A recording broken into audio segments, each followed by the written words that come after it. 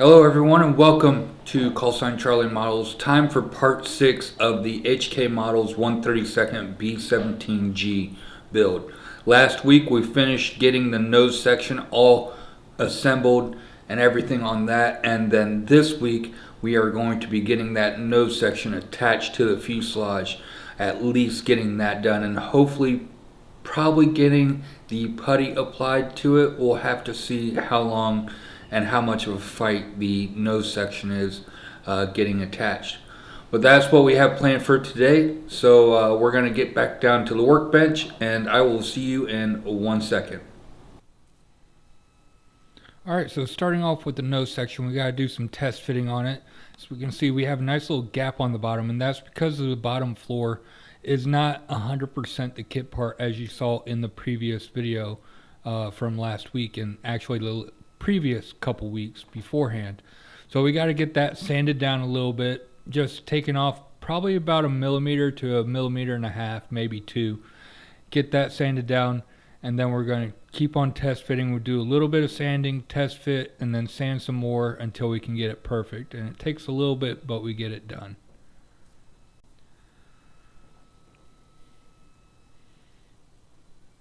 Doing my best to keep the dust out of the glass work. Really don't want to have that be a problem later on in the kit or in the build.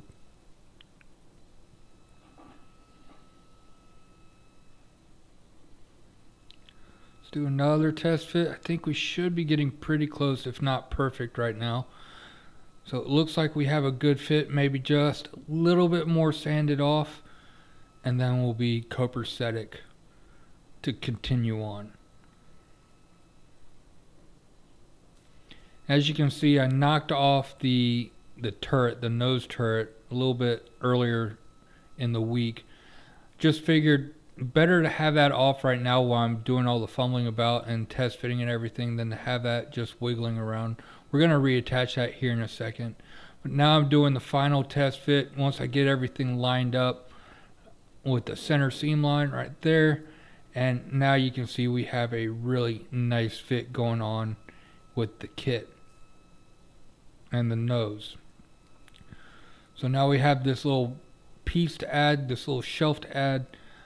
All the weight is at the very end, and it did not want to stay perpendicular to the wall, so it took me a little bit to get it to stay because the connection tab is not very long.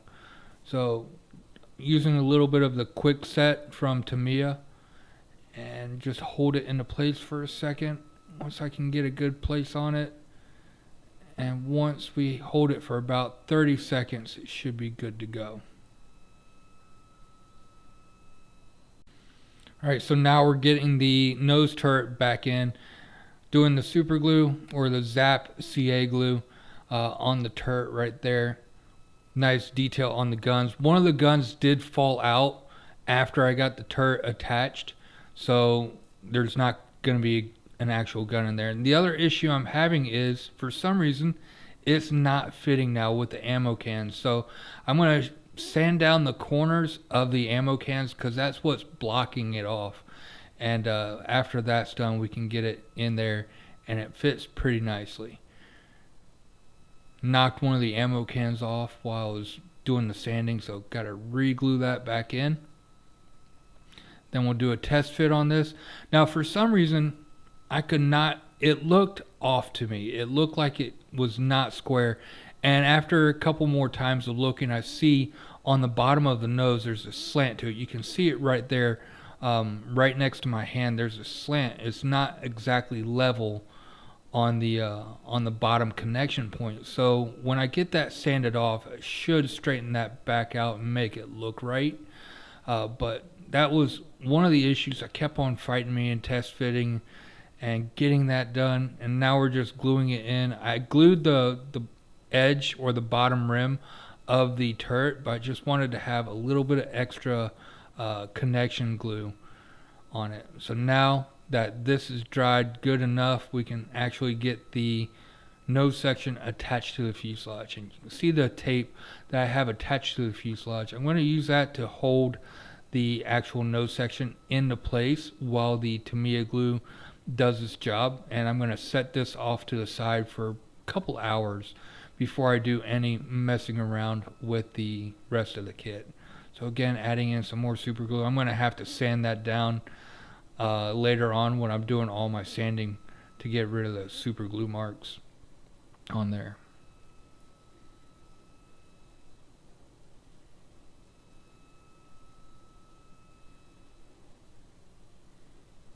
Alright, so now getting this attached, once I get it all lined up, like so, it's gonna fight me for a little bit, but once I get it all lined up, you're gonna see it just pop right into place here in just a second. Because on this side I have a nice little gap right there, and I'm gonna just kind of wiggle with it, and there we go. Now we have the perfect fit and mating between the nose section and the main fuselage. So once the tape is in, holding it into place, I can use that Tamiya glue, use it with a capillary effect right there, getting nice and glued in. I'll hold this into place right here so it has a nice good join, using a little bit of the quick set to help speed up the process right there. And just sit and hold for a second. We're going to let the tape do the rest of the job. I'm just doing a little bit of extra motivation for the kit to stay into place. As you can see, the bottom seam line on this kit is just horrendous. So we're going to be using a lot of putty a little bit later on in the video to get this seam line all figured out along the bottom of the fuselage. The seam line on the nose section is not actually that bad. Surprisingly, I was ready for a lot more of a fight on this than what I got, so I'm very happy of how that turned out. Alright, so now, like I said, we got the aftermarket churn turret, and with that came these aftermarket canvas bags, or the canvas gun covers. They are far and beyond, light years ahead of what is provided in the kit. So we're going to cut these off. We're going to leave them off and paint those separate when we're doing that, and attach that at the very end. And now we're starting to work on the upper turret right here, getting these parts cut off and getting it cleaned up. And then we have a few more bits to add in here in a little bit, but we have all these little nubs that we have to cut off and get cleaned up so we have a good fit on it. And this is going to be painted separate. I'm not going to add the glass parts or the clear parts in until everything's painted and the guns are in, which you're going to see. Had another issue with the Edward guns on this, but you're going to get to see that here in a few, maybe a minute or two. But we're getting the little connection points for the guns glued in first right here. Finicky parts, did not want to stay on my finger right here, and we're going to get it glued in. There was an ejector pin mark right on the edge on the curve of that, so I had to sand that down real quick, and now we're getting it glued back in.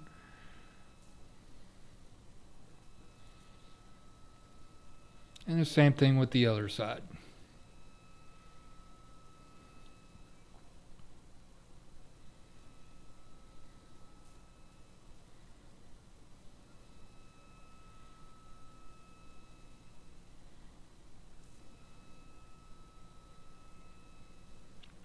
I really do love these God Hand clippers. They cut like butter. Now we're getting these two small, very thin rails attached. There were no connection points for these parts, so you just kind of have to guesstimate on where they go. There's a rough picture in the instructions on how they go, but got it figured out. Now this one right here did not want to stay perpendicular to the part, but just kind of, as you see, it falls down right there and right there, and just holding it into place for a second while the glue dries, and we're gonna let that set for a little while before we start messing around with it anymore. Now we have the foot pedals for the top turret going in.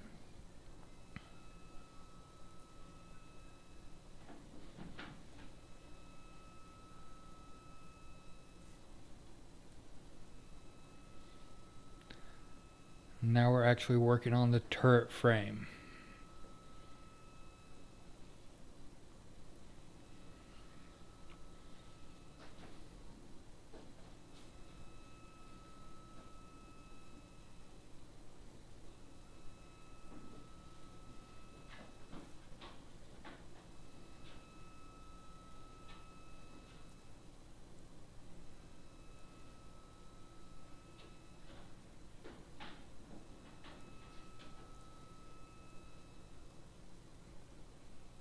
Yes, there is a massive ejector pin mark on it, and I forgot to clean it up. So that's my bad on that. Hopefully you won't be able to really see it once the guns and everything are in place. I have a feeling you won't be able to, but getting the foot pedals glued in, fairly decent connection points on those. Pretty self-explanatory when it came down to it. Just getting that all lined up. Then we're going to set it off to the side so that can fully cure for a little bit, but we also have this small little piece to add in. Now this piece, it has you put it in after all of this is done. Now I think it would have been much easier to do this while you're actually putting in the foot pedals and all the other railings. Alright, so now we're getting that part glued in. Like I said, much easier to attach it if it was done during the attachment of the foot pedals stage. Now we're getting in the frame, or I guess this would be the ammo cans for the top turret right here. Luckily you won't be able to see this at all once it's in the kit, so not really worried about any lack of detail. There is a fairly decent amount of detail that's on it, but there's not a whole lot because you're not going to be able to see it. And then we got the base for this piece going in as well.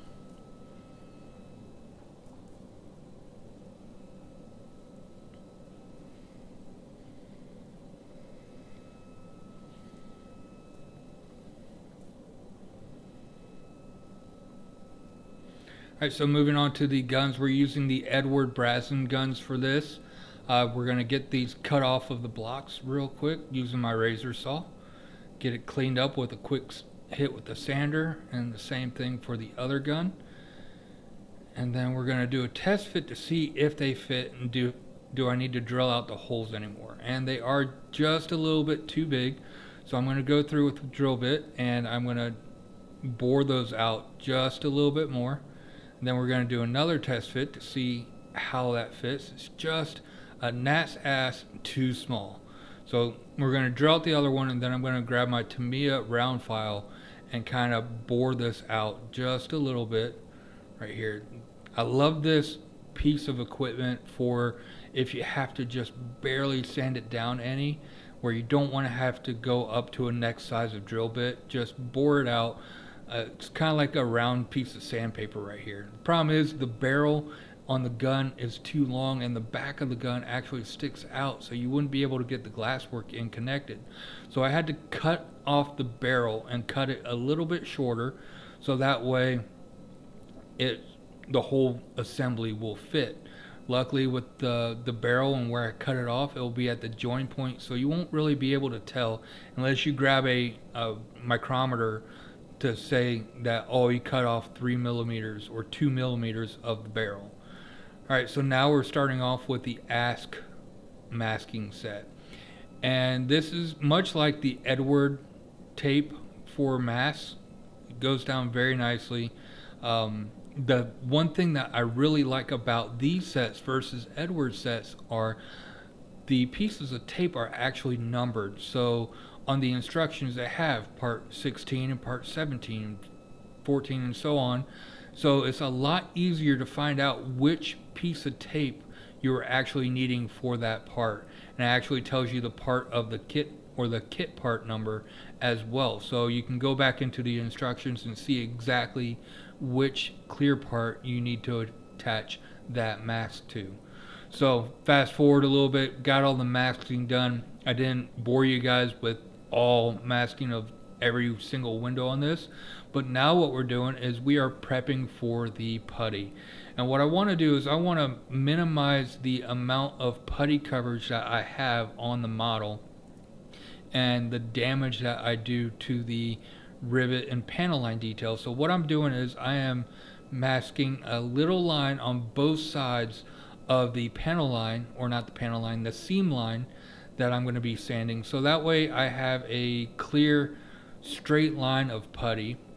And also after I apply the putty, I'm going to be pulling all this tape off, and then I'm going to reapply tape on the edge of the putty, so that way when I'm sanding, I'm hitting the tape first and not the rest of the plastic.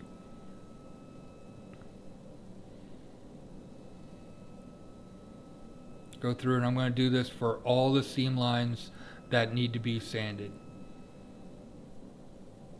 This front section, the fit on it was pretty good. There's only a few areas that actually need putty, but I just want to make sure I have a good solid point for a uniform panel line when I do rescribe everything. And then I'm just going in with the putty using Tamiya Basic White on here, and we're going to go through on the entire fuselage and do all this. Now on the back half, you saw I didn't have any tape down because I did use the clear UV resin for my joint point, and it did fill the gap very well.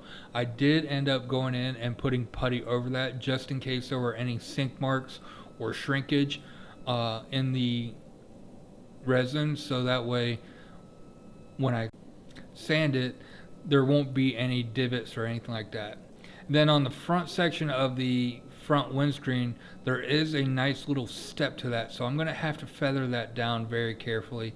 And there's another little gap in between the clear part and the actual upper part of that fuselage, so I went in with some perfect putty and I filled that gap. And the good thing about that perfect putty is it is a water-based putty, so I can just go in with a wet Q-tip and clean that up real quick. Now I'm peeling off all the tape, and as you can see, those nice clean lines of putty right there. And then when I go back in, when it's time to sand, I'm going to re-tape everything. Almost pulled off one of the masking for windows. Luckily I caught it before I pulled all the tape off. And we're just pulling off the rest of the tape right here. Not much else to it. We got some more on the back. I didn't get that on camera, but it's the same deal as the rest of this. Alright, so that's about it for today with the work on it. I hope you guys enjoyed, and I will see you guys in 1 second. Alright.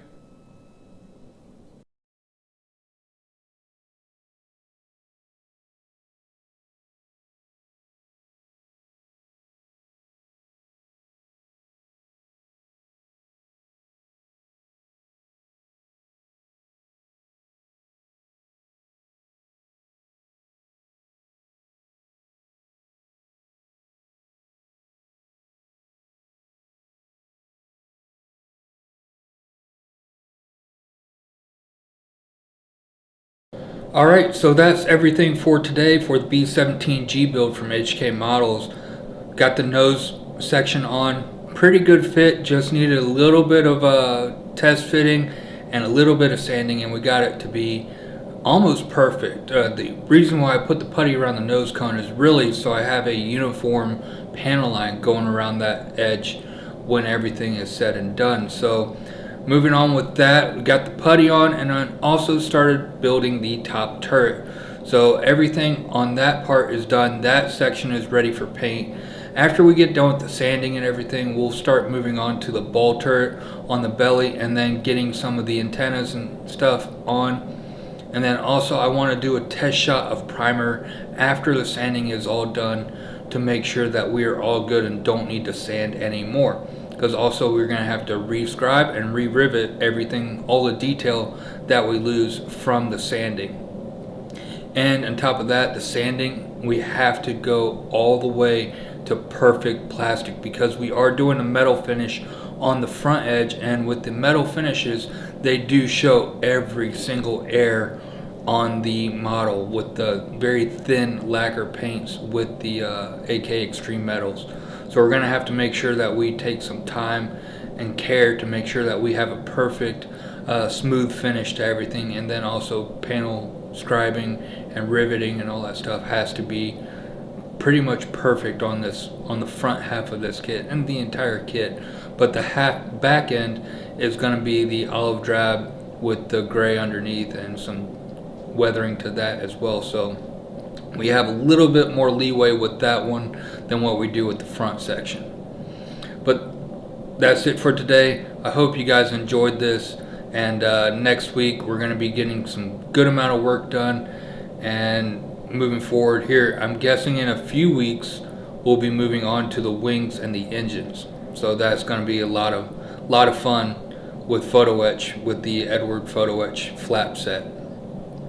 That's all I got for today, and I hope you guys enjoyed. If you haven't yet, don't forget to like and subscribe, comment down below, hit the bell button for notifications of when I post future videos like part 16 of the B-17 or any of the other 6 builds I have going on right now. So until next time, I hope you guys have a great day, and I'll see you then. Bye bye.